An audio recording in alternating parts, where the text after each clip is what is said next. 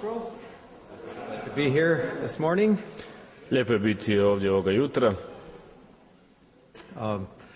This morning we are going to discuss the sanctuary in the book of Hebrews. Jutros ćemo diskutirati o svetištu u Poslanici Hebrejima. And yesterday we discussed about the storm that broke on the Adventist Church around 1980. Jučer smo govorili o oluji koja je prošla našom crkvom 80. godina. Especially concerning the sanctuary service. Osobito o službi u svetištu. And one of the major issues concerned the book of Hebrews. A jedna od glavnih tema tiče se knjige Poslanici Hebrejima. Way back at the turn of the 20th century, in the early 1900s. Unatrag na početku 20. stoljeća, dakle u prvom desetljeću, a man by the name of Albion Ballinger. Čovjek naziva Albion Fox Ballinger.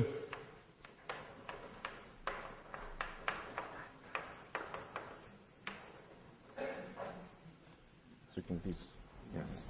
He began to question some of the aspects of the sanctuary doctrine. On je počeo ispitivati neke aspekte doktrine o svetištu. And he began to argue that that already in AD 31, already at Jesus' ascension, he started the most holy place ministry and the Day of Atonement. Dakle, on je počeo dokazivati da je već Isus 31. godine prvog stoljeća, još kada je uzašao na nebo, ušao u svetinju na svetinjama. And in 1980, Desmond Ford and some others used these same arguments. I 1980. Desmond Ford i ostali su također upotrijebili iste argumente. And the argument was very simple. A argument je bio vrlo jednostavan. If Christ already began the Day of Atonement ministry in AD 31 at his ascension, dakle, ako je Isus započeo već 31. godine dan pomirenja, then what was left for 1844? Onda nije ništa ostalo za 1844. Nothing. Ništa. I remember the day that one of my close friends, another friend than the one that I mentioned yesterday, had a very important lecture at Andrews University.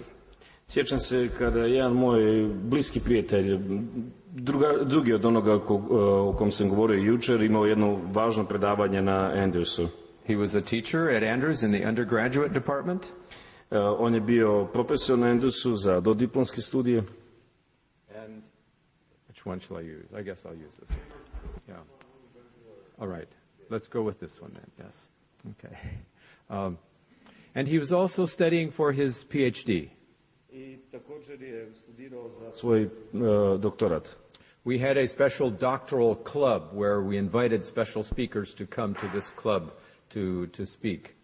Imali smo posebni doktorski klub gdje smo pozivali posebne govornike da nam govore. And we heard that this professor was going to speak. I čuli smo da će i ovaj profesor govoriti. And that this might be his last speech at Andrews University. I da bi to mogao biti njegov posljednji govor na Andrewsu. So the room was packed. No more people could fit in. I stoga je soba bila prepuna, nitko više nije mogao ući. And he said something like this. I onda rekao nešto poput ovoga.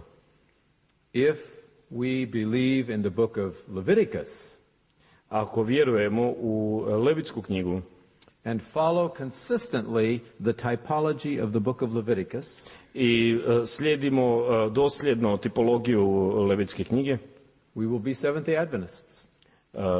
Bili bismo adventisti. We will accept the Adventist doctrine of the sanctuary. Prihvatili bismo adventističku doktrinu o svetištu. But he said, the book of Hebrews does not follow the book of Leviticus. Ali rekao je Poslanica Hebrejima, ne slijedi Levitsku knjigu. The book of Leviticus manipulates and changes the typology of Leviticus. Poslanica Hebrejima manipulira i mijenja tipologiju Levitske knjige.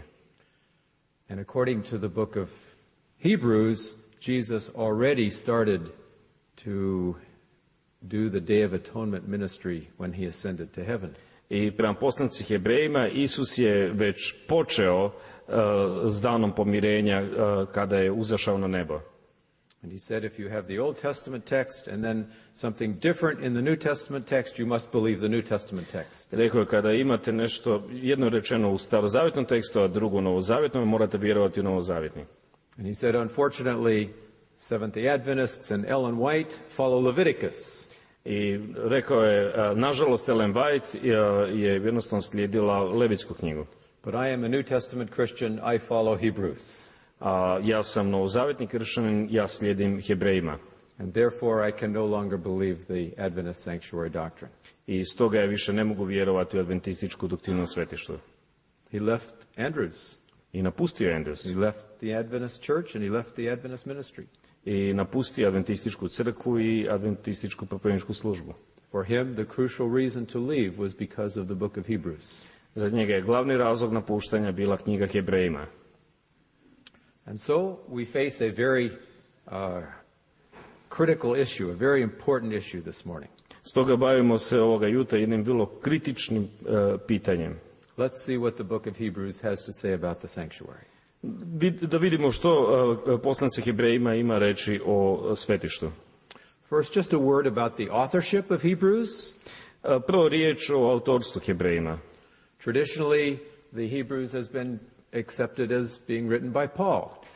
Tradicionalno prihvaćeno je da je Hebrejima napisao apostol Pavao. Ellen Vajt regularly refers to Paul as the author of the epistle to Hebrews. Ellen Vajt redovito upućuje na Pavla kao autora Hebrejima. Our Seventh-day Adventist Bible commentary gives some very good reasons for accepting Paul as the author. Naši adventistički komentari daju neke vrlo dobre razloge za prihvaćanje Pavla kao autora. But in recent years, this position has lost popularity among scholars. Ali posljednjih godina ova pozicija je izgubila popularnosti među učenjacima. Because Hebrews seems to have a more elegant style than the other epistles of Paul. Jer Hebrejima ima puno elegantniji stil nego druge poslanice Pavla. And so most scholars today do not accept Paul as the author. Stoga mnogi teolozi danas ne prihvaćaju Pavla kao autora. Now, my lecture this morning does not depend upon the decision as to who wrote Paul. Dakle, moje predavanje danas ne ovisi o tome tko je zapravo pisao poslanicu. But I heard something very interesting just a few months ago. Ali čuo sam nešto vrlo zanimljivo baš prije nekoliko mjeseci. One of our doctoral students at Andrews was Roberto Badenas. Jedan od naših doktoranata na Andrewsu je bio Roberto Badenas. He did his PhD in Pauline studies. I on je jednostavno uradio doktorat o Pavlu. And then he returned here to Europe, and maybe he's been here to this country, I don't know. I onda otišao u Europu, možda on bio ovdje negdje u ovoj zemlji, ne znam. But he's a well-known Pauline scholar. Ali on je vrlo poznat stručnjak za Pavla. We served on a committee together, a general conference committee together just recently. Mi smo zajedno bili na jednom odboru generalne konferencije nedavno. And he told me this fascinating story. I rekao mi ovu fascinantnu priču. He attended an international conference of leading New Testament scholars. Bio na konferenciji vodećih novozavjetnih teologa. Mostly non-Adventist scholars. Uglavnom neadventističkih stručnjaka. And there at that conference was the world's expert on the book of Hebrews. I na toj konferenciji bio jedan svjetski priznati stručnjak o poslanici Hebrejima.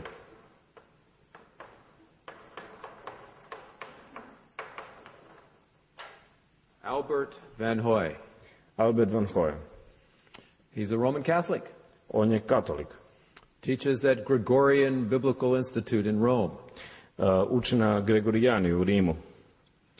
But he has written dozens of books on the epistle to Hebrews. Ali napisao je tucet knjiga o poslanici Hebrejima. And he's considered as the world's top scholar in this book. I smatra ga se najvećim svjetskim stručnjakom po pitanju ove knjige. He's recently retired. Nedavno otišao u penziju. And Dr. Bodenas had the good fortune at the banquet one night to sit right next to Dr. Van Hoy. I dr. Bodenas je imao sreću da jedne večeri sjedi baš do doktora Hoya. And he had the courage to ask him a question. I ohrabio se postaviti mu pitanje. Dr. Van Hoy, who do you think wrote the book of Hebrews? Dr. Van Hoy, što vi mislite, tko je napisao knjigu Hebrejima? Now here's this man who has spent his life studying this book. I evo čovjeka koji je prvo cijeli život proučavajući ovu poslanicu. And he looked at Bodenas as if to see, can I trust you with what I really believe? He looked at his face, can I trust you? On je pogledao u njegovo lice, mogu li ti vjerovati? And he seemed satisfied that he could trust Dr. Bodenas with this information. I čini se da je bio zadovoljan zato što je mogu vjerovati Bodenasu.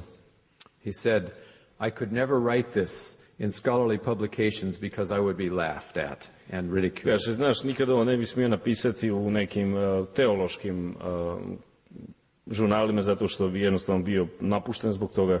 But he said, I am absolutely convinced that Paul wrote the book of Hebrews. Ali apsolutno sam uvjeren da je Pavao napisao Poslanicu Hebrejima. It is Pauline thinking, it is Pauline logic, it is Paul.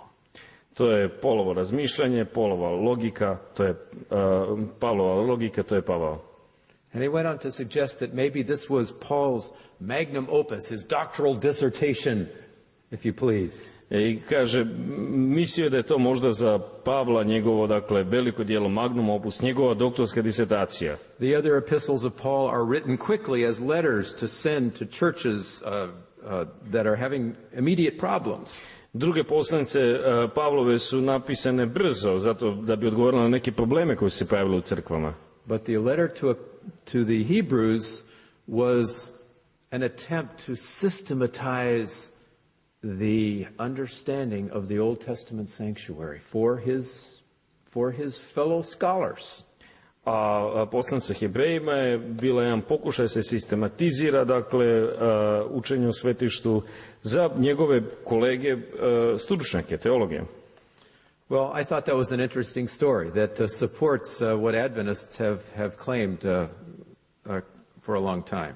Mislim da je to jedna bila zanimljiva priča koja podupire ono što adventisti tvrde već duže vrijeme. Who is, and I'm going to use the word Paul, but if you don't choose to believe in the Pauline authorship, you can substitute whoever else you want. Dakle, ja ću upotrebljavati riječ Pavao, ali ako vi ne vjerujete u njegovo autorstvo, zamijenite tu riječ s kojom već hoćete. Who was Paul writing to in this epistle? Kome Pavao piše ovu poslanicu? He was writing to Jews.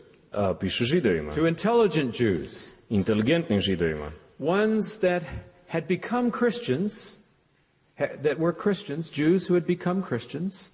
Dakle, kad su već postali kršćanima, Židovi. But now who were tempted to fall away back into Judaism. Ali su sada bili u kušnji da jednostavno slijede put nazad u judaizam. These were Jews who many of them did not know Hebrew because they were not born in Israel, they were born in the lands outside of Israel. Mnogi od tih Židova nisu znali hebrejski, jer nisu ni rođeni u Izraelu, nego u zemljama izvan Izraela. And so their Bible was the Greek translation, the Septuagint Bible. Stoga je njihova Biblija bila grčki prijevod, Septuaginta. Whenever Paul quotes from the Old Testament in this epistle, he's quoting from the Septuagint. I kada god Pavao citira iz Svetoga pisma i poslanice, on citira iz Septuaginte. And this becomes significant in a few minutes for our discussion. I to će postati vrlo značajno za nekoliko minuta u našoj diskusiji. So the problem Stoga of the epistle, ove poslanice, Paul's friends, his Jewish colleagues who have become Christians and are now tempted to fall away. Jesu dakle Pavlovi prijatelji, Židovi koji su postali kršćanima, a sada se vraćaju na stari put. And so what's his central theme, the main point of the book of Hebrews? I koja je dakle glavna tema, glavna točka, središnja točka ove poslanice? We can summarize, don't forsake Jesus. U rezimeu ne ostavljajte Isusa. Because if you if you forsake Jesus, where are you going to go? Jer ako ostavite Isusa, gdje ćete ići? He's the fulfillment of all of these Old Testament types.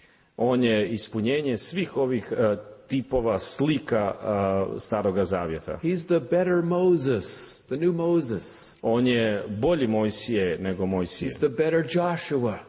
On je bolji Jošua. He is the better priest. On je bolji The svećenik. better sacrifice. On je bolja žrtva. He brings a better covenant. On nam donosi bolji zavjet He ministers in a better sanctuary. i služi u boljem svetištu. He brings better blood, his own blood. I on donosi i bolju krv, svoju, vlastitu krv. So don't forsake Jesus. Stoga ne ostavljajte Isusa. Because if you forsake Jesus, there is only judgment that awaits you. Jer ako ostavite Isusa, onda samo vas još sud očekuje. Now, we don't have the time here in just a few minutes to do a detailed analysis of these central chapters of Hebrews that deal with the sanctuary.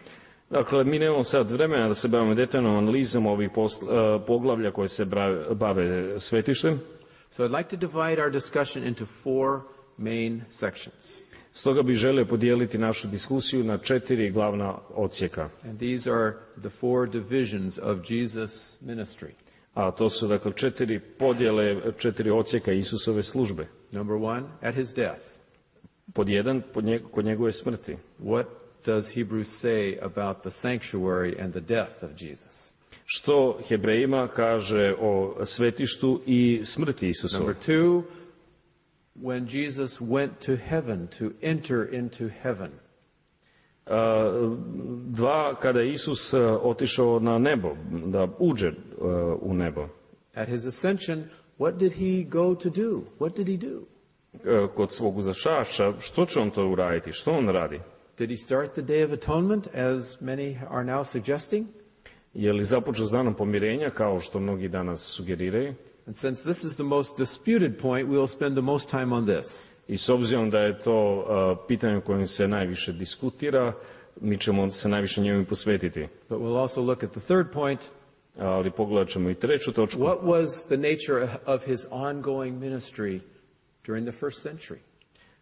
Koja je narav njegove stalne službe u nebeskom svetištu? And finally, did Paul look forward to a future, to a new ministry of Christ off in the future? I na koncu, je li Pavao gledao u neku buduću službu koju će Isus obavljati? So, the cross, the ascension, the first century, and the future. Dakle, to su križ, uzašašće, prvo svetište i budućnost. Let's start with his death on the cross. Počnemo s njegovom smrću na križu. What sacrifices were fulfilled? What Old Testament sacrifices were fulfilled in the death of Christ when he came? Koje su se starozavjetne žrtve ispunile u Kristovoj smrti? How about the daily sacrifices? Were they fulfilled? The daily burnt offering that burned all the time? Što o onim svakodnevnim žrtvama, jesu se one ispunile, koje su se prinosile svakoga dana, sve vrijeme? Yes. Da. We read that in Hebrews 10, verses 1 to 4 and 11 and 12. Da, to čitamo, dakle, u Hebrejima 10, 1 do 4 i 11 do 12. How about the red heifer? You know, that red cow that was used in various purposes during the sanctuary service. Što, recimo, o junicama koje su se koristile za žrtve? Yes, he was the fulfillment of the red heifer. Da, on je bio isto ispunjenje tih junećih žrtava. Chapter 9, verse 13. To je 9:13. In fact, he was the fulfillment of all of the Old Testament sacrifices. U stvari, on je bio ispunjenje svih starozavjetnih žrtava. In the Old Testament, when they wanted to summarize all the sacrifices, they called it the blood of bulls and goats. I u Starom Zavjetu, kad oni žele jednostavno rezimirati sve žrtve, onda oni kažu krv bikova i jaraca. For example, in Isaiah 1 and verse 11. Primjerice, Izaja 1:11 mentions the bulls and goats, and it mentions some other things as well. Da, dakle, govori se o bikovima i jarcima, ali i o drugim nekim životinjama. But in Psalm 50 we have a summary of the whole sacrificial system. A u 50. psalmu imamo rezime cjelokupnog žrtvenog sustava. And it's summarized with two animals. Verse 13. A u 13. redku imate dvije životinje. Will I eat the flesh of bulls or drink the blood of goats? Zar da ja jedem meso bikova ili da pijem krv jaraca? And here God summarizes the whole sacrificial system. I ovdje Bog rezimira cjelokupni žrtveni sustav. And in Hebrews chapter 9 and verse 13, I u Hebrejima 9:13, Paul is the fulfillment, Jesus is the fulfillment of the bulls and the goats. Isus je ispunjenje žrtava jaraca i bikova. It says, verse 13, for if the blood of bulls and goats and the ashes of a heifer, and it goes on. Dakle, ako naime krv jaraca i bikova i pepeo junice i tako dalje. And again in chapter 10 and verse 4. I onda opet 10:4. For it is not possible that the blood of bulls and goats should take away sins. Nemoćno je, dakle, naime krv bikova i jaraca da uzme grijehe. Now here is the crucial question. I evo ključnog pitanja. Did Jesus also fulfill the Day of Atonement sacrifices on the cross? Je li Isus ispunio također i žrtve dana pomirenja na križu? Of course. Naravno. He fulfilled all of the Old Testament sacrifices. On je ispunio sve starozavjetne žrtve. He came in fulfillment of Psalm 40. Psalm 40. Dakle, on je došao kao ispunjenje psalma 40. And this messianic psalm is a description of what Jesus said just as he was about to leave the heavenly courts and to become human. Dakle, 40. psalam govori o onome što je Isus rekao prije no što je mesijanski psalam, prije no što je on napustio nebesko stanište i došao na zemlju kao čovjek. Verse 6. 6. redak. Sacrifice and offering you did not desire. To je zapravo 7. u ovom prijevodu. Stvarnosti nisu ti mile ni žrtve ni prinosi. My ears you have opened, burnt offering and sin offering you did not require. Nego si mi uši otvorio, paljenice ni okajnice ne tražiš. Then I said, behold, I come. I tada rekoh, evo dolazim.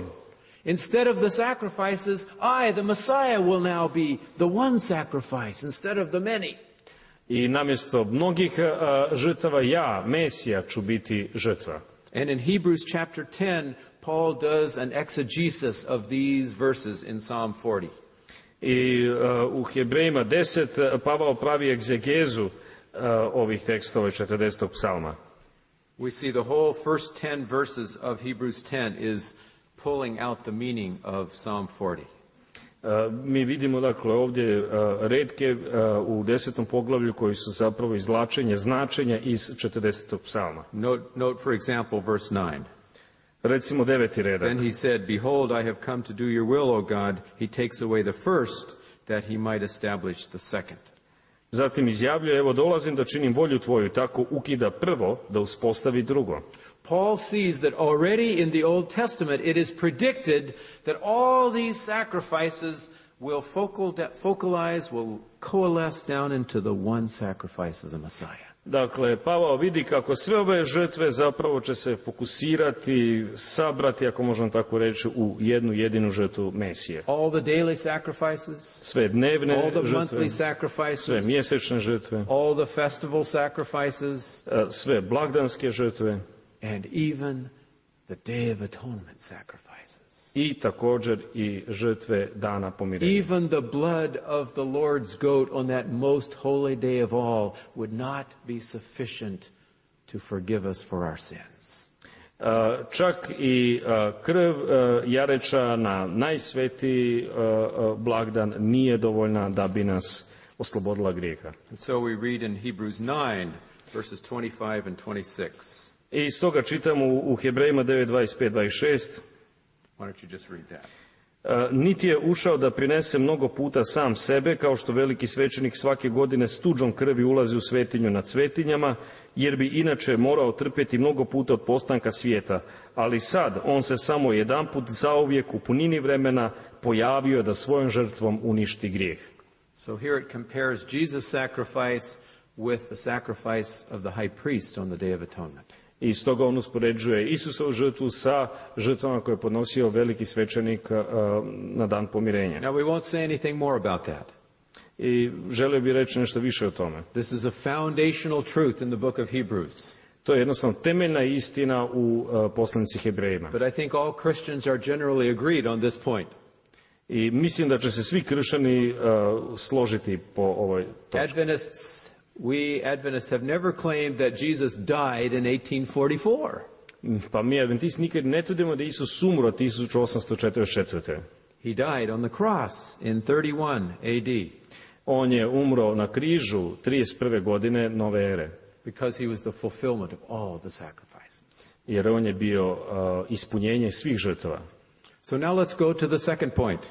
A sada krenemo na drugu točku. What happened at Christ's ascension? Što se dogodilo kad je Isus uzašao? The traditional Adventist position is tradicionalna adventistička pozicija jest that Christ ascended to begin his holy place ministry in the heavenly sanctuary. On je ušao u svetinju, dakle u nebeskom svetištu, da započne tu službu. And then in 1844 he begins his most holy place ministry. I onda je u 844. jednostavno prešao u svetinju nad svetinjama, da tamo započne službu. As we've already mentioned, A.B. Ballinger here took issue with this position. I kao što smo već rekli, Albion Ballinger je ovdje zasnovao svoju poziciju. And by the way, these arguments that I'm mentioning regarding Hebrews are not just a matter of historical curiosity. I usput rečeno, ovo nije samo pitanje nekakve povijesne radoznalosti.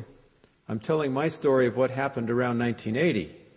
Ja govorim zapravo moju osobnu priču što se dogodilo tamo negdje 1980. And my research since that time. I o mom istraživanju od tada.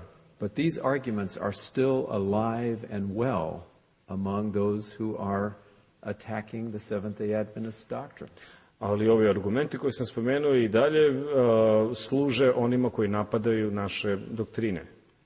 Except now they are packaged even more slickly and subtly. Osim što je sada paket malo onako bolji, luksuzniji, suptilniji. But it's the same old arguments. Ali to su i dalje isti stari argumenti. And if you have not faced these arguments, they are out there on the internet, and your church members or your friends may find them very soon. I ako niste još naišli na ove argumente, oni su vam posvuda na internetu i naši vjernici dođu do toga.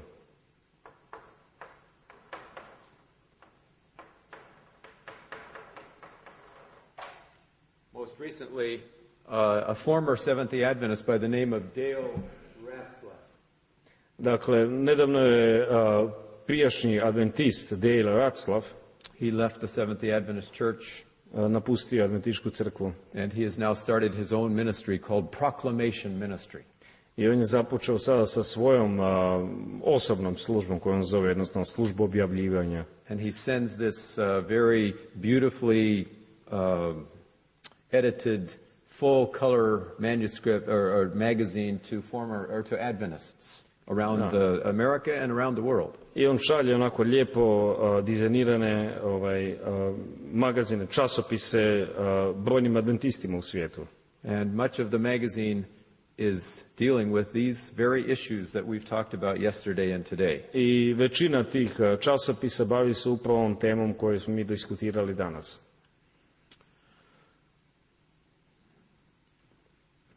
I probably should put one more name up here. Možda bi stavio još jedno ime.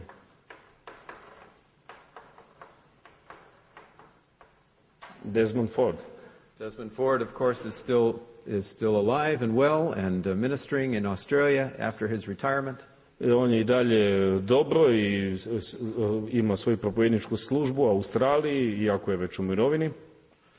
For Ballinger, the key text in Hebrews was Hebrews 6, verses 19 and 20. Za Ballingera ključni tekst je bio Hebrejima 6, 19, 20. Read verses 19 and 20. Nju imamo kao pouzdano i čvrsto sidro duše koje prodire u prostor iza zastora, kamo je ušao za nas u svojstvu preteče Isus, pošto je zauvijek postao veliki svećenik, sličan Melkisedeku.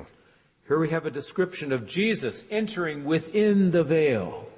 Dakle, ovdje imamo opis Isusa kako ulazi iza zastora. At the time of his ascension. U vrijeme svojega uzašašća.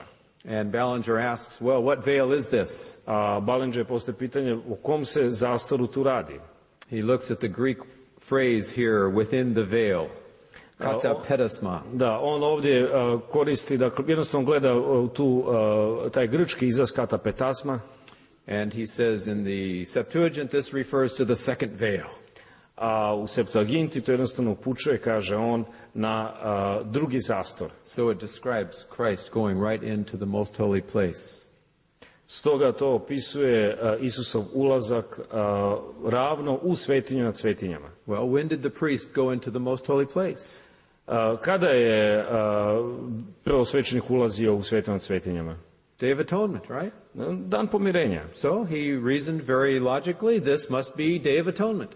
I onda on vrlo logički razmišlja, po to mora da je bio dan pomirenja. Ballinger used as his, Des Ford used as his key text Daniel 9 and verse 12. Dakle, Desmond Ford je isto koristio ovaj tekst i onda 9:12. Dakle 9:12. Not with the blood of goats and calves, but with his own blood he entered the sanctuary once for all, having obtained eternal redemption. Ušao je jedanput zauvijek u svetinju nad svetinjama, ne krvlju jaraca i junaca, nego vlastitom krvi i pribavio nam cijeli otkup. Sanctuary. Did you say sanctuary? Most holy place. The most holy place. Okay. I think there's a difference in the different translations, yes. But we'll talk about that most later. Holy place. Okay, so yes, many English versions read here most holy place, like your dakle, mnogi engleski prijevodi kažu svetinja nad svetinjama, kao i vaš prijevod. So, when did Christ enter into the most holy place? Dakle, kada je Isus ušao u svetinju nad svetinjama? Day of Atonement. Dan pomirenja. And what was involved with the Day of Atonement? What animals?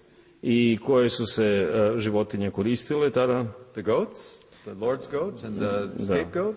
Dakle, ovi jarac, onaj za Gospoda i onaj žrtveni jarac. And the blood of a bull calf for the priests. I onda ovdje krv junaca za svećenika. So it sounds like Day of Atonement. I to zvuči kao dan pomirenja. Sounds very logical. Zvuči vrlo logično. Christ started his Day of Atonement ministry in 31 AD. Stoga, dakle, Isus je započeo svoju službu u svetinju nad svetinjama 31. godine prvog stoljeća. Izgleda, da.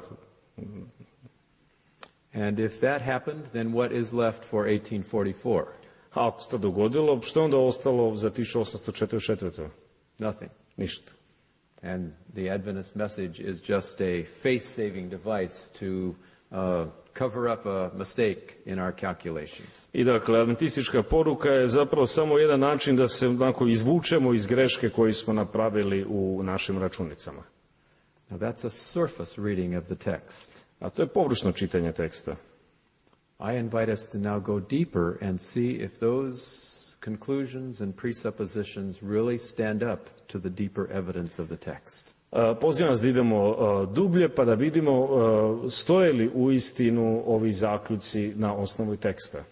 There are actually three main passages in the Old Testament that talk about Christ's entrance into the sanctuary.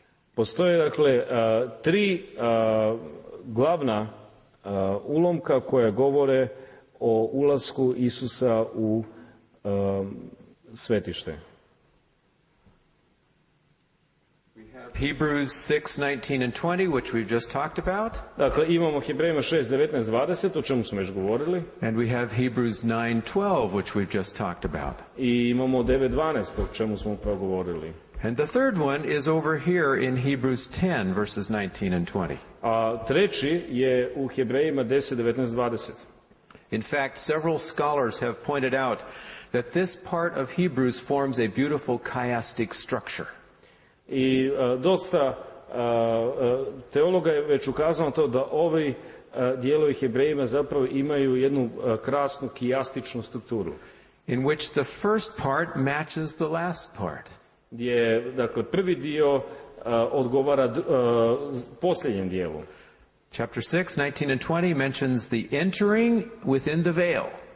6:19-20 govori o ulasku iza zastora. And the exact same thing is mentioned in chapter 10, verses 19 and 20. A ista stvar je spomenuta u 10:19-20. And then we have a section dealing with the priest at the beginning and at the end.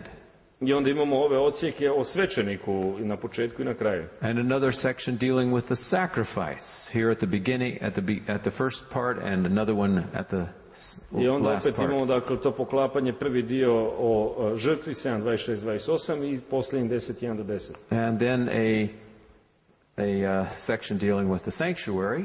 I onda imamo dio o svetištu, And a section dealing with the covenant. onda dio o zavjetu, savezu, And then the central section again dealing with the sanctuary. i onda opet središnji dio koji se bavi svetištem. The earthly sanctuary in this part and the heavenly sanctuary over here. Dakle, ovdje o zemaljskom svetištu, a onda ovdje o nebeskom. And right in the middle is this entry passage of 9:12. I ovdje u samoj sredini je ovaj ulomak u ulasku 9:12. Now the point I want us to catch from this structure, the main point that is important for us to see, I želio bih ukazati na jednu ključnu točku koju možemo vidjeti ovdje u ovoj strukturi. is the parallel between this entry veil passage and this entry veil passage. Postoji, dakle, paralela koja govori između ovog ulomka u ulasku i ovog ovdje ulomka u ulasku. Chapter 6, 19 and 20 is speaking about exactly the same thing as chapter 10, 19 and 20. Dakle, 6:19-20 govori o istoj stvari kao i 10:19-20. And most scholars recognize this, not just Adventists. Non-Adventist scholars recognize these are talking about the same time. I mnogi stručnjaci ovo prepoznaju, ne samo adventistički stručnjaci, nego i drugi. Now when you go to chapter 6, which we've already looked at, Dakle, kada idemo u 6:19-20, što smo već uradili, it does mention Christ entering within the veil, uistinu govori o Isusu koji ide iza zastora. but it doesn't tell us what the event is. Ali ne govori o what the veil is. What is the Old Testament background behind this, the Old Testament event in the sanctuary? Da, dakle, ne govori koje je to starozavjetno zaleđe, koji je to događaj koji se ovdje opisuje. We can surmise what it is because it's the high priest and he's going within the veil, so it must be Day of Atonement, but it doesn't say that explicitly. Mi možemo pretpostaviti, s obzirom da je tu prvosvećenik, on ulazi iza zastora, da se radi o danu pomirenja, ali to ne kaže eksplicitno. Hebrews 9:12 also does not say explicitly what the Old Testament event is that Jesus is doing. Isto ni 9:12 ne kaže eksplicitno o kom se događaju radi. And it's interesting to me that the scholars have spent all of their time on these two passages and they've ignored this one, chapter 10, verses 19 and 20. Meni je zanimljivo da su stručnjaci se toliko bavili sa ovim dvama ulomcima, a da su ignorirali ovaj treći, 10:19-20.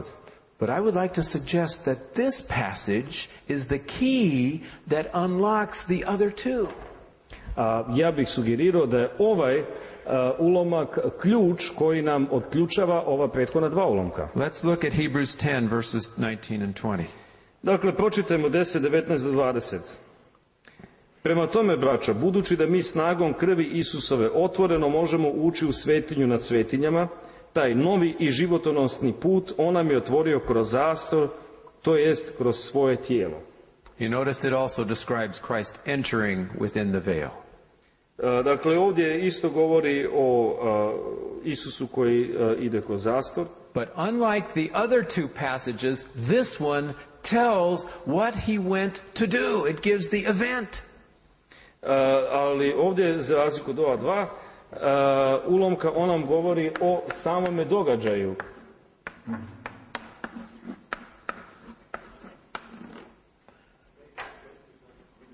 Should I write? Okay.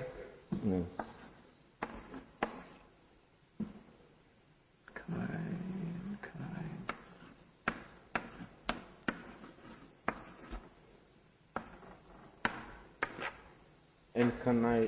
Enkainidzo. Yes, enkainidzo. This is the word that's used here in this verse, in verse 20.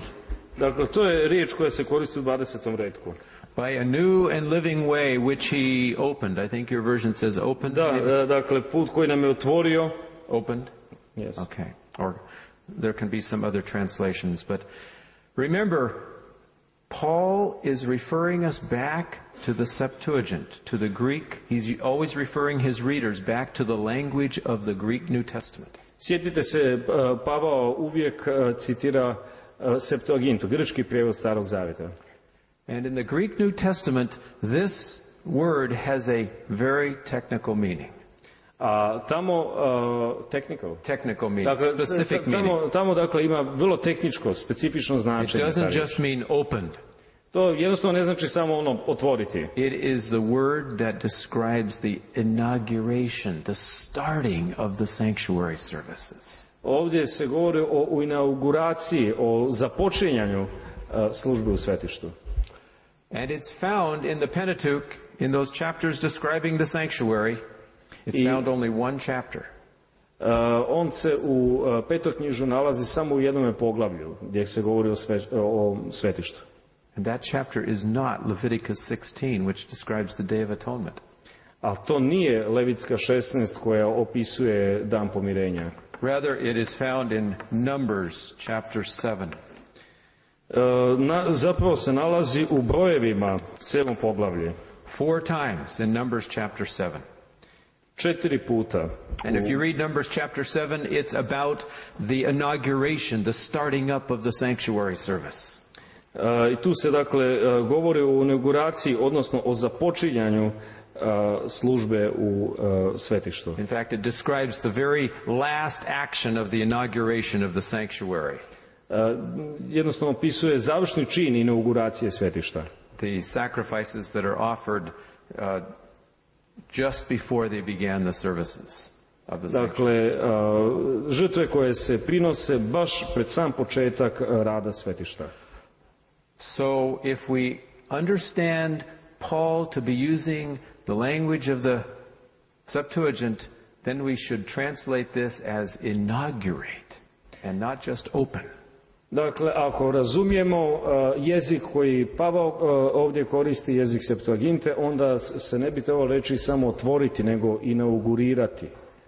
It is therefore referring not back to the Day of Atonement. That was not the time of inaugurating the sanctuary. Dakle, to nas ne vraća nazad u dan pomirenja, jer to nije bilo vrijeme inauguracije svetišta. But it is referring to the time at the beginning of the sanctuary services when the whole sanctuary was anointed. Nego, dakle, upućuje na vrijeme početka svetišta kada je cjelokupno svetište bilo pomazano. Look at Numbers chapter 7, the very first verse of this chapter that has enkainidzo 4 times in it.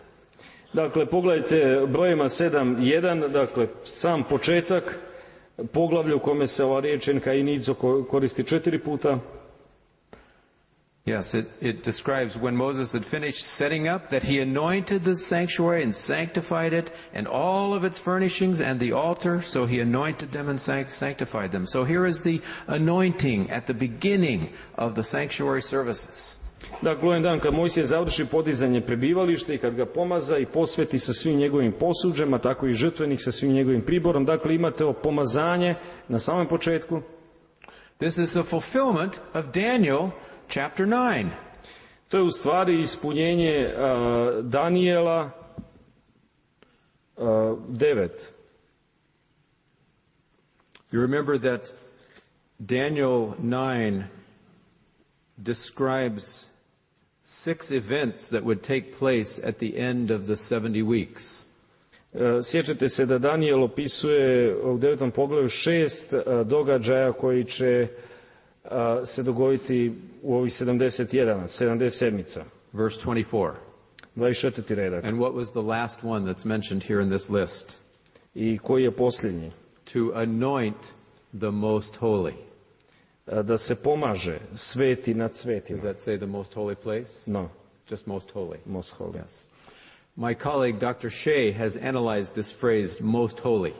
I moj kolega Dr. Shea je zapravo analizirao ovo mjesto sveti nad Throughout svetima. the Old Testament, and when it's used as by itself, most holy, it always refers to a place and not a person.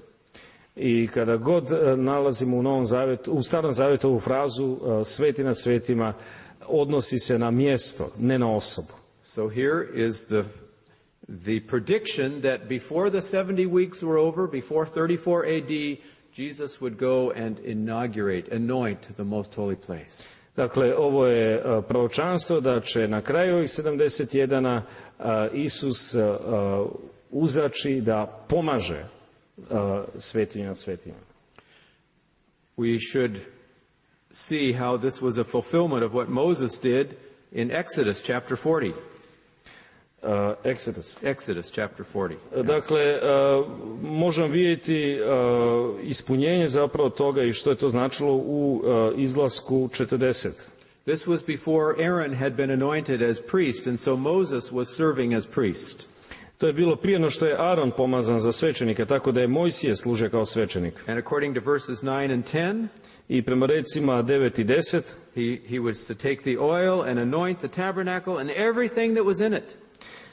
On je uzeo ulje za pomazanje, te pomazao prebivalište i sve što je u njemu.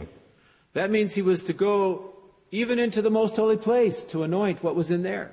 Što znači da je on ušao čak i u svetinju nad svetinjama da bi ga pomazao. And just as Moses did in the type at the beginning of the earthly sanctuary.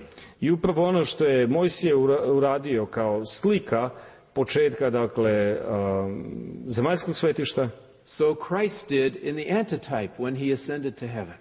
Je u protuslici Isus uradio kada je ušao nebeskog svetišta. He enkainizoed the heavenly sanctuary. On je enkainizo nebesko svetište. He inaugurated it. He started up the services by anointing it. On je započeo službe inauguracijom, pomazanjem. When we understand it, when we understand this event that is behind Hebrews 6 and Hebrews 10, when we understand this event, dakle, kada shvatimo ovaj događaj koji je iza Hebrejima 9 i 10, then it doesn't matter which veil is referred to in Hebrews 6 and Hebrews 10. Doesn't matter whether it's the veil into the holy place or the veil into the most holy place. That's not the issue. Onda nama više nije toliko pitanje koja je to zavjesa, koji zaslov, da li onaj koji razdvaja one na ulazu ili onaj koji razdvaja svetinju od svetinjama. Because Moses went into the whole sanctuary. Jer je Mojsije ušao u cjelokupno svetište. And Jesus likewise, as the antitype, went into the entire heavenly sanctuary to inaugurate it. Isus je kao protuslika toga, kao žrtva, također ušao u cjelokupno svetište. Therefore, this word in Hebrews 9:20 is the key that unlocks the other verses of entrance in Hebrews. Stoga, dakle, ovaj redak u Hebrejima 10:20 jeste zapravo ključ za razumijevanje ostalih tekstova o ulasku u Hebrejima. Let's go to Hebrews 9 and verse 12 and see how this works. Dakle, vratimo se na Hebrejima 9, redak 12, pa da vidimo kako to We have radi. here not with the blood of goats and calves, but with his own blood. Dakle, ne krvlju jaraca i junaca, nego vlastitom krvlju. The word for goat here is tragas. Riječ za jarca ovdje jest riječ tragas.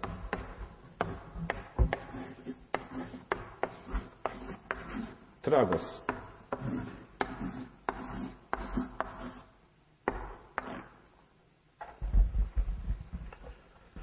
And the word for calf is moskos. A za junicu, odnosno junca, je moskas.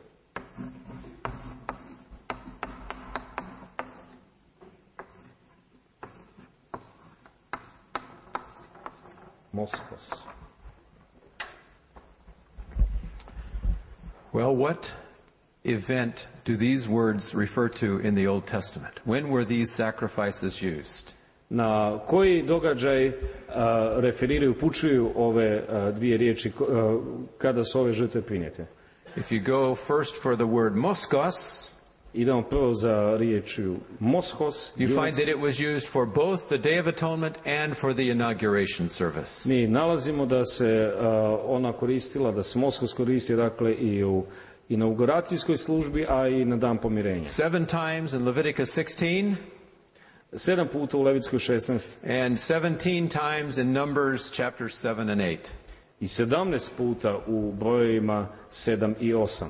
So this word does not help us to know which is behind the book of chapter 9 verse 12. Da, tako nam ova riječ ne može pomoći za odgonetanje o kojem se ova dva događaja radi.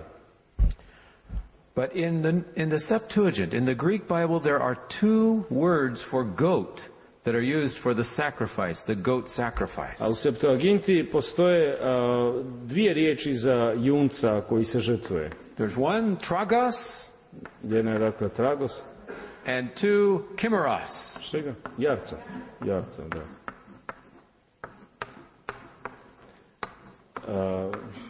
Druga je, dakle, himaros. They both mean goat. They both mean goat. Da, oba misle jarac.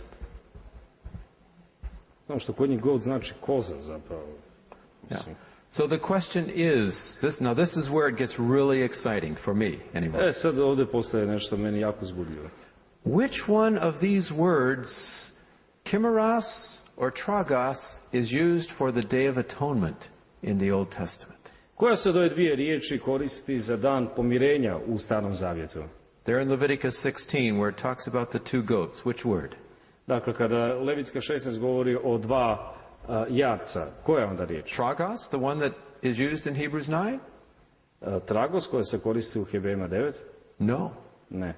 It's chimeros that's used in Leviticus 16 for the Day of Atonement.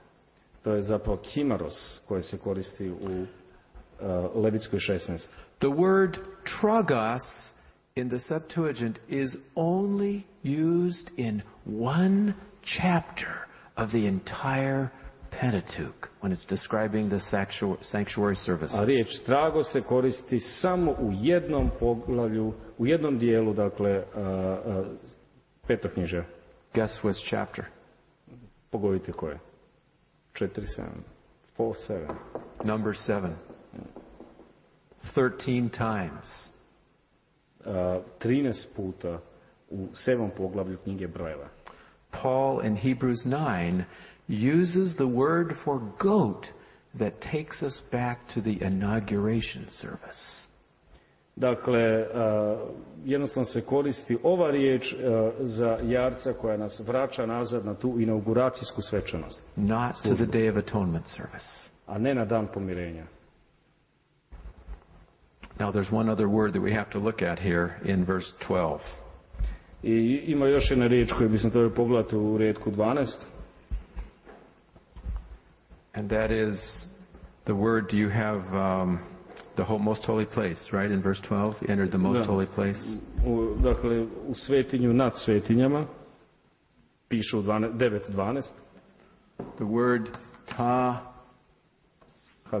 hagia.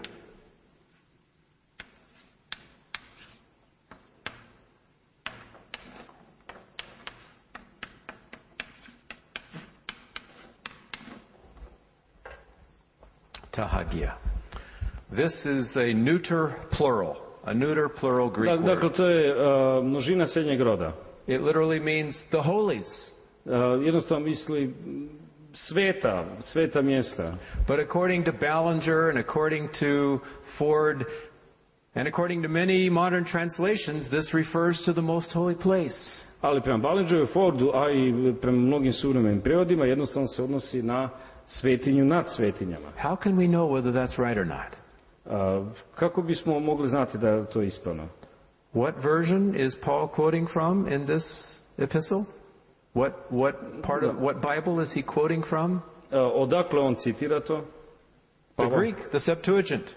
Dakle, Septuagint. So, if we go back to the Septuagint and see how tahagia is used, we will be able to find light in what Paul is referring to here. Dakle, ako bismo vidjeli što u Septuaginti, kako se koristi ta riječ tahagija, onda bismo mogli znati na što Pavao referira.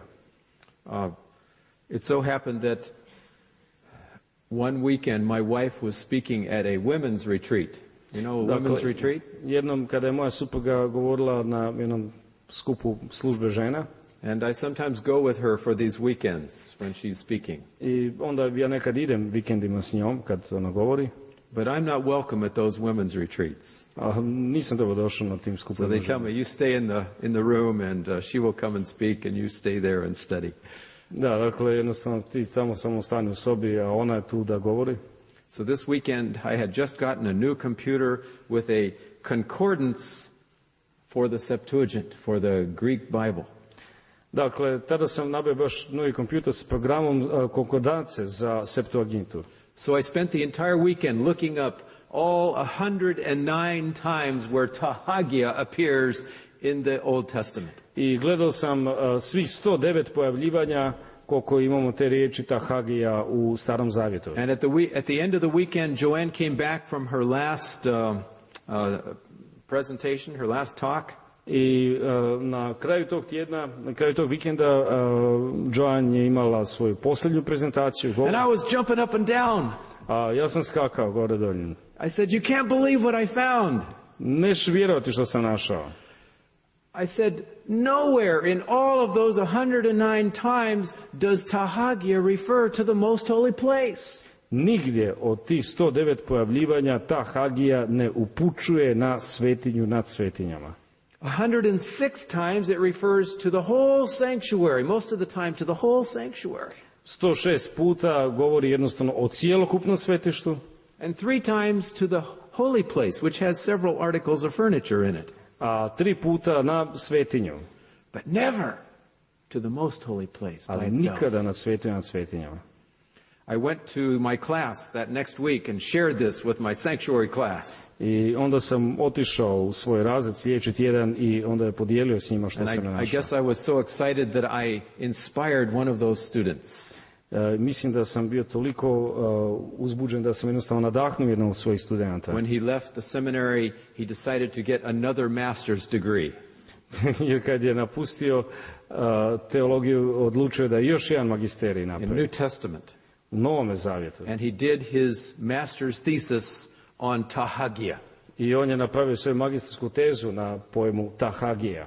And he documented more carefully what I had looked at in a weekend in a women's retreat. I on je to dokumentirao mnogo pažljivije no što sam ja to uradio za onaj vikend tijekom skupa žena. And he showed that tahagia never is used in secular Greek literature, that in any of the Jewish Greek literature of Paul's day. It's never used for the most holy place. I našao je da recimo u židovskoj literaturi pisano na grčkom Pavlovo vrijeme nikada riječ tahagija se ne upotrebljuje za svetinju nad svetinjama. He looked at the 109 times in the Septuagint. Pogledao je onih 109 puta u Septuaginti. He looked at the usages in the pseudepigrapha, the Jewish literature between the two testaments. A onda je pogledao i u ove židovske apokrife. He looked at all of the usages in Philo, that philosopher of the first century, Jewish philosopher. Isto i u Filonove spise židovskog filozofa prvog stoljeća. And he looked at all of the references in Josephus, the Jewish historian. I isto tako u ovoga Josipa, odnosno Jozefusa. And his findings were astounding. Were amazing. I onda su ga stvarno ti njegovi nalazi zapanjili. Never in any of those writings does tahagia refer to the most holy place by itself. Ni u jednom od tih spisa ta hagija ne upućuje na svetio nad svetinjama. Now, when I was in Serbia a few days ago, they told me that some of the versions here do not say most holy place, but say sanctuary. Does anyone have a version Dakle, that imam says neko možda prijevod sanctuary? gdje se ne kaže svetinja nad svetinjama, nego jednostavno svetište. Rekli su mi u Srbiji da takve prijevodi postoje. Yeah? It says sanctuary and not most holy place? Na slovenskom. In chapter 9, verse In 12. Slovenijan. Slovenian. Okay, Slovenian it says sanctuary. Good. And there are... Creations are Ballinger's and thoughts. Okay.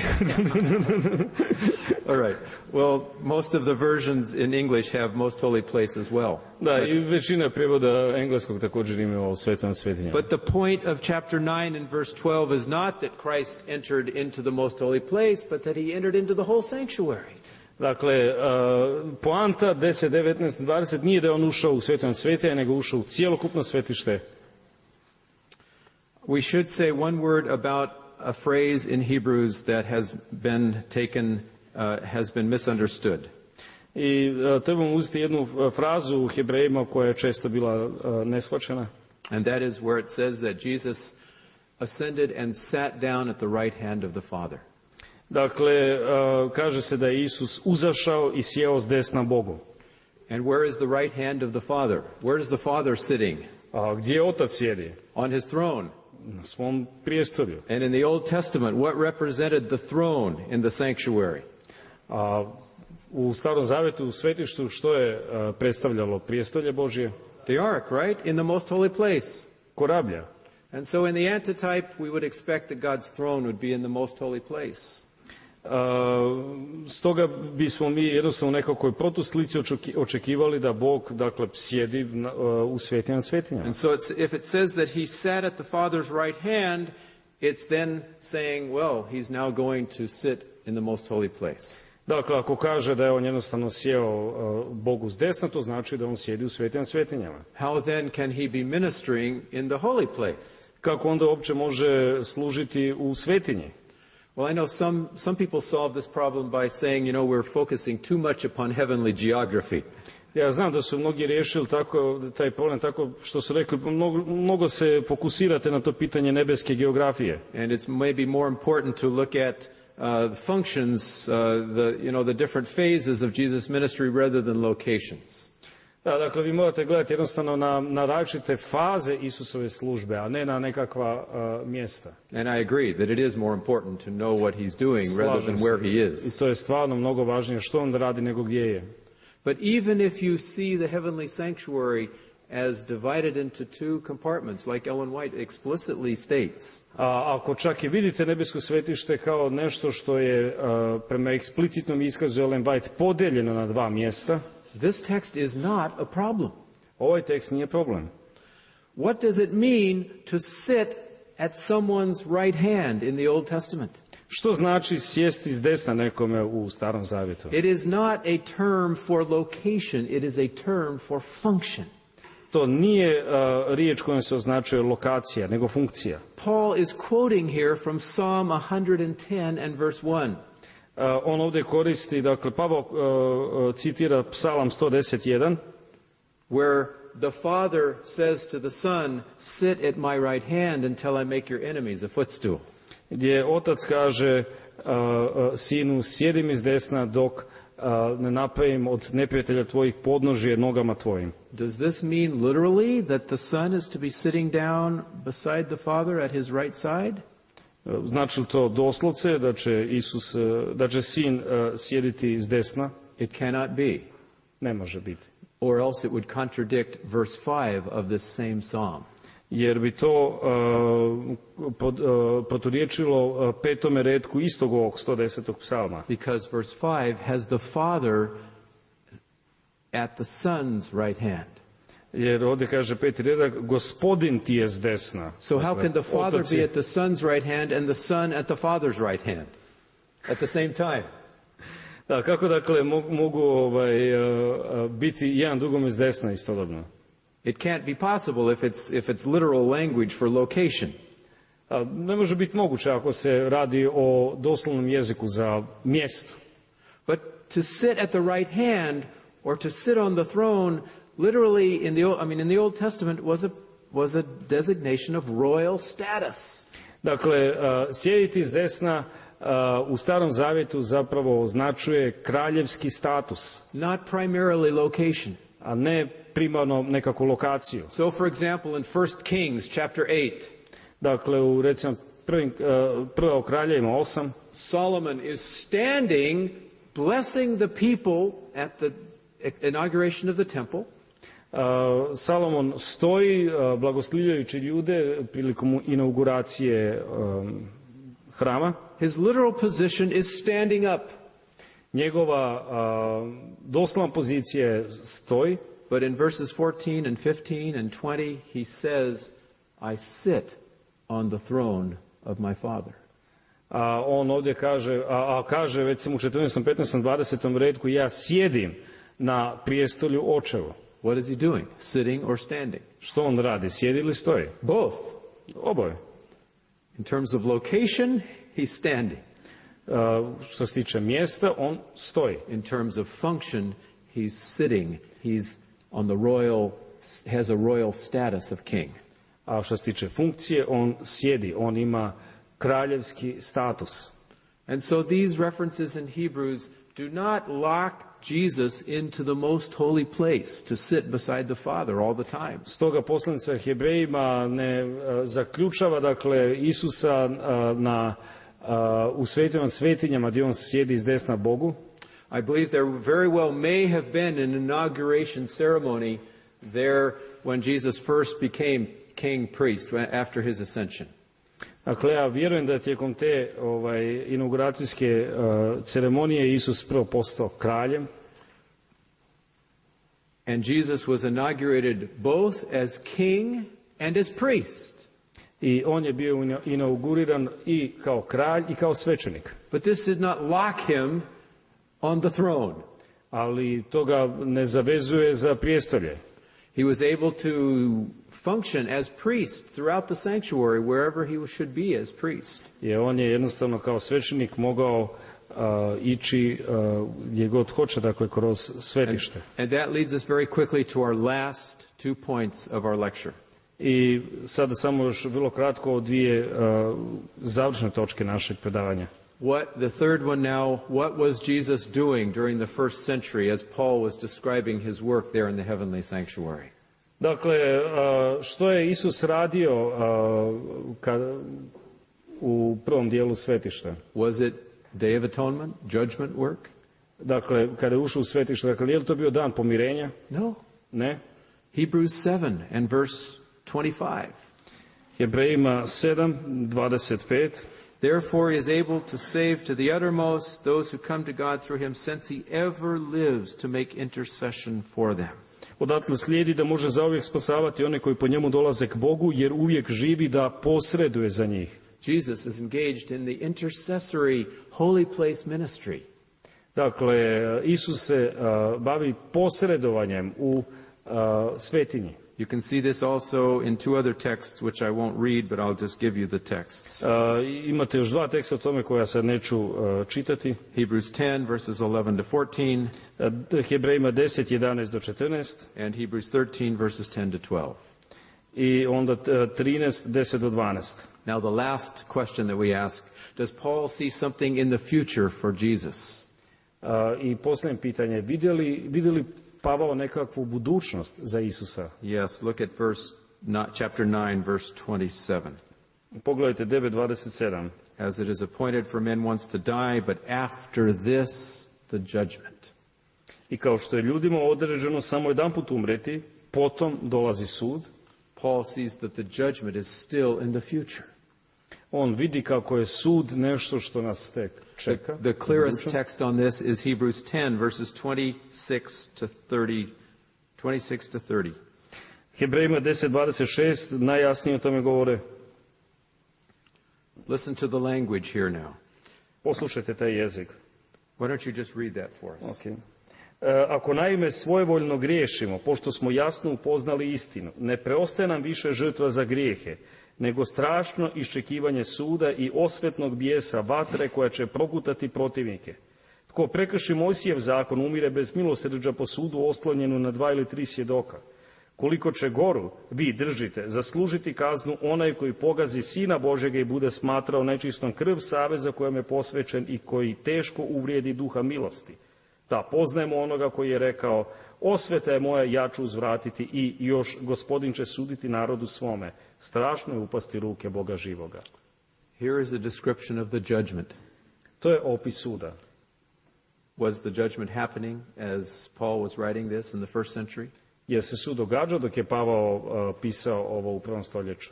No, it's still in the future. Ne, to je i dalje u budućnosti. Who is being judged here? Kome se sudi ovdje? You heard the last line, the Lord will judge his people. Verse 30. Čuli ste posljednji redak, 30. Gospodin će suditi narodu svom. It is the judgment of God's professed people. Dakle, to je sud gdje Bog sudi svom narodu. And what kind of judgment is it?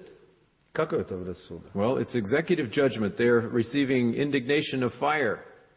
Da, to je onaj izvršni sud, jer, evo vidite, stradavaju vatri.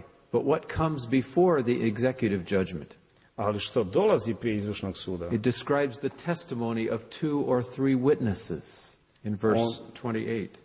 On opisuje svjedočanstvo 2 ili 3 svjedoka u 28. retku. What kind of judgment is that? Dakle, sud oslanjan 2 ili 3 svjedoka. Kakav je to sud? Investigative judgment. To vam je istražni sud. So here in these verses we have the exact description of what Seventh-day Adventists teach.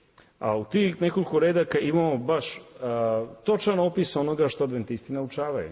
That in the future from Paul's day would come an investigative judgment of God's people. Dakle, jednoga dana u budućnosti će doći sud Božji i istražni sud nad Božjim narodom. And verse 25 makes it even more dramatic, more explicit.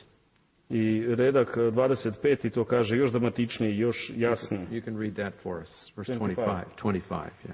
Ne ostavljamo kako neki obećavaju svoga vlastitog sastanka, već se sokolimo međusobno i ovo to više što vidite da se približuje dan. Some pastors use this text to urge their members to come to church every Sabbath. Da, neki pastori koriste ovo da potaknu vjernike dolaze u crkvu svake subote. And maybe that's one application. To može biti jedna primjena. But it is really referring to a day that is coming off in the future. Ali se upućuje dakle na dan, odnosi se na dan koji dolazi u budućnosti. And what is the day that he refers to? A o kakvom to danu on govori? Sometimes we think it's the second coming of Christ. Neki kažu to je drugi Kristov dolazak. But in the first century when they heard the word the day, they didn't think of the second coming. Ali u prvom stoljeću kada bi oni čuli riječ dan, ne bi mislili na drugi dolazak. It was the technical term for the day of atonement. To je bio tehnički termin za dan pomirenja. The chapter in the Jewish Mishnah for the Day of Atonement was called the day. Poglavlje u židovskoj mišni o danu pomirenja bilo je nazvano, imao naslov dan. So Paul is pointing to the future Day of Atonement that is still off in the future. Dakle, Pavao govori o danu pomirenja kao nečemu što je još u budućnosti. We did some heavy theology of Hebrews. Da, dosta smo radili onako tešku teologiju u Hebrejima. And I have lectured in this in sanctuary class, and the students fell asleep because they were bored or they were tired of this heavy theology. I znam kako sam predavao studentima u svom razredu kako su oni znali zaspati, bilo im je dosadno od ove teške teologije. But recently I've realized that this is not the most important part of Hebrews. Ali nedavno ja sam shvatio to nije najvažniji dio poslanice Hebrejima. It is true. It's very important that we know what Jesus is doing in heaven.